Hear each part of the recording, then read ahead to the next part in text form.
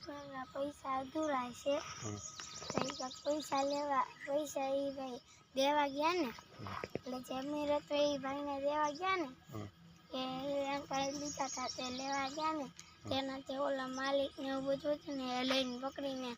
છે ને એના સામે કર્યો તે ઓલા એના કુહાડી છે કટકા કરી નાખ્યા પછી ઓલા હું ઓલા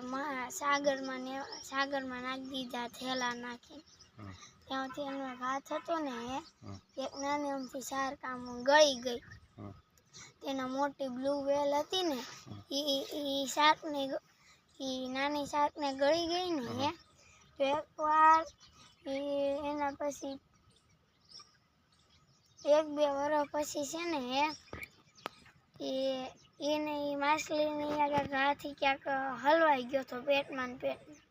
એ 10-15 વર્ષ એને કાંઈ નહોતું થયું એ શાર્કને 10-15 વર્ષ